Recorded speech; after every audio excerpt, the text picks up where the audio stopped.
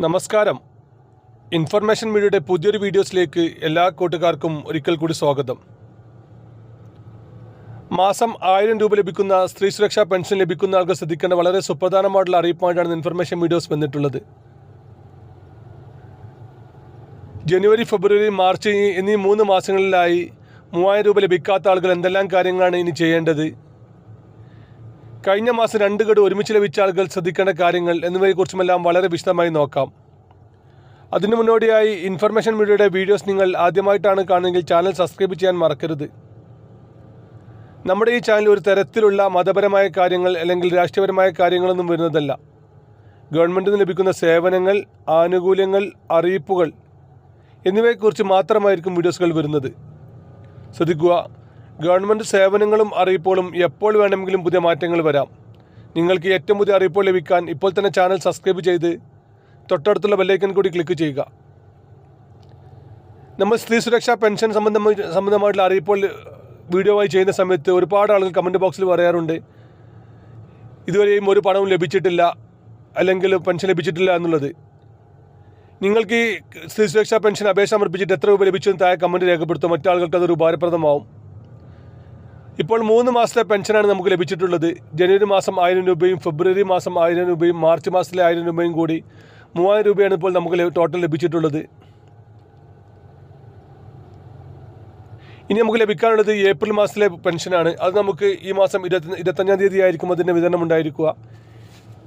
25-ാം തീയതി മുമ്പായി തന്നെ പെൻഷൻ വരുമെന്നാണ് ഇപ്പോൾ സർക്കാർ അറിയിക്കുന്നത്. എന്നാൽ അപേക്ഷ സമർപ്പിച്ചിട്ടും ഇത്രയുമായി പെൻഷൻ ലഭിക്കാത്ത ആളുകളുണ്ട്. അവർക്ക് എന്ത് കാരണം കൊണ്ടാണ് പെൻഷൻ മുടങ്ങിയത് നമുക്ക് തന്നെ മനസ്സിലാക്കാൻ സാധിക്കും. അതിന് നമുക്ക് 2 വഴികളാണ് ഉള്ളത്. ഒന്ന്, സ്മാർട്ട് ആപ്ലിക്കേഷൻ വഴി നമുക്ക് ചെക്ക് ചെയ്ത് കഴിഞ്ഞാൽ നമ്മുടെ പെൻഷൻ അപ്രൂവൽ ആയോ അത് റിജക്റ്റ് ആയോ എന്ന് അറിയാൻ സാധിക്കുന്നുണ്ട്. നമ്മൾ സ്മാർട്ട് കൊടുത്ത ആപ്ലിക്കേഷൻ നമ്പർ വെച്ച് നമുക്കത് അപേക്ഷ സമർപ്പിക്കാം. അതിന് ലിങ്ക് ആവശ്യമുള്ള ആളുകൾ സ്മാർട്ട് ലിങ്ക് ഒന്ന് ടൈപ്പ് ചെയ്ത് വിടുക. ഇനി അതിൽ അപ്രൂവൽ ആയിട്ടുണ്ട് പക്ഷേ പെൻഷൻ ലഭിക്കാത്ത ആളുകൾക്ക് മറ്റൊരു ചാനൽ വഴി ചെക്ക് ചെയ്യാൻ സാധിക്കും. അതിന് നമുക്ക് സേവന പെൻഷൻ പോർട്ടൽ വഴി ചെക്ക് ചെയ്യാൻ സാധിക്കും. അതിൻ്റെ ലിങ്ക് ആവശ്യമുള്ളവർ സേവന പെൻഷൻ എന്ന് ടൈപ്പ് ചെയ്യുക, അത് കമൻറ്റ് ചെയ്താൽ മതി.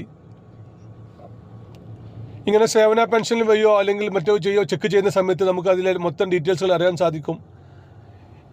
നമ്മൾ ഒരുപാട് ആളുകൾ ഇപ്പോൾ ചെക്ക് ചെയ്യുന്ന സമയത്ത് നമുക്ക് മനസ്സിലാകുന്നത് അവരുടെ അക്കൗണ്ട് നമ്പറുമായി ബന്ധപ്പെട്ട വിഷയങ്ങൾ കൊണ്ടാണ്. നമുക്കറിയാം, ഈ ഒരു പെൻഷൻ പൂർണ്ണമായും അക്കൗണ്ട് വഴിയാണ് നമുക്ക് ലഭിക്കുന്നത്. ഒട്ടുമിക്ക ആളുകളും പഴയ അക്കൗണ്ടാണ് യൂസ് ചെയ്യുന്നത്. ഒരു 30-35 വയസ്സുള്ള ആളുകളെല്ലാം പ്രത്യേകിച്ച് യൂസ് ചെയ്യുന്നത് അവർ സ്റ്റുഡൻ്റായി നിൽക്കുന്ന സമയത്ത് എടുത്ത അക്കൗണ്ടാണ്.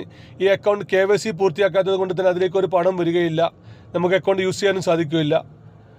അതുപോലെ തന്നെ മറ്റു ചില ആളുകൾ അക്കൗണ്ട് ആക്റ്റീവ് ആക്കാത്ത ഒരുപാട് ആളുകളുണ്ട്.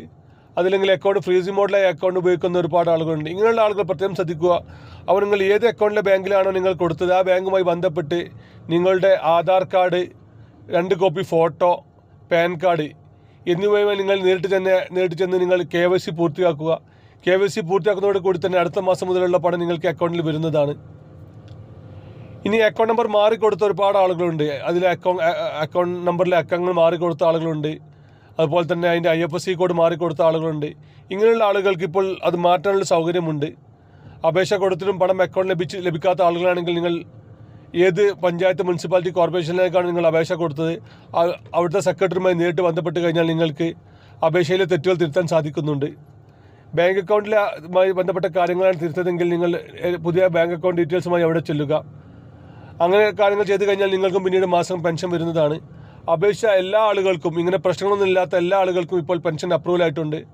അത് വളരെ കുറച്ച് ആളുകൾക്ക് മാത്രമാണ് റിജക്റ്റ് ചെയ്തിട്ടുള്ളത്. റിജക്റ്റ് ചെയ്യാൻ ഒന്നുകിൽ അവരുടെ വയസ്സ് തെളിയിക്കുന്ന രേഖ കൃത്യമായി കൊടുക്കാത്ത ആളുകൾ, അതല്ലെങ്കിൽ അവരുടെ കാർഡ് ചുവപ്പിൽ നിന്നും വെള്ളയിലേക്ക് മാറിയിട്ടുണ്ടാകും, അവർ അത് ശ്രദ്ധിച്ചിട്ടുണ്ടാകില്ല. അങ്ങനെയുള്ള കാരണം കൊണ്ട് മാത്രമാണ് അത് റിജക്റ്റ് ആയിട്ടുള്ളത്. ബാക്കിയുള്ള സർക്കാർ പറഞ്ഞ എല്ലാ കാര്യങ്ങളും പാലിച്ച ആളുകളുടെ എല്ലാവരുടെയും അപേക്ഷ അപ്രൂവൽ ആയിട്ടുണ്ട്. ഇനിയും പെൻഷൻ ലഭിക്കാത്ത ആളുകളുണ്ടെങ്കിൽ അക്കാര്യം കൂടി ഒന്ന് കമൻറ്റിൽ രേഖപ്പെടുത്തുക. വീഡിയോ ഇഷ്ടപ്പെടുന്നു കരുതുന്നു. ഇതുപോലത്തെ ചെറിയ ഇൻഫർമേഷൻ വീഡിയോകൾക്ക് ഇപ്പോൾ തന്നെ ചാനൽ സബ്സ്ക്രൈബ് ചെയ്തിട്ട് കൂട്ടുകാരിലേക്ക് ഷെയർ ചെയ്ത് കൊടുക്കുക. ഇനി നമുക്കൊരു പുതിയ വീഡിയോസുമായി കാണാം. അതുവരേക്കും എല്ലാ കൂട്ടുകാർ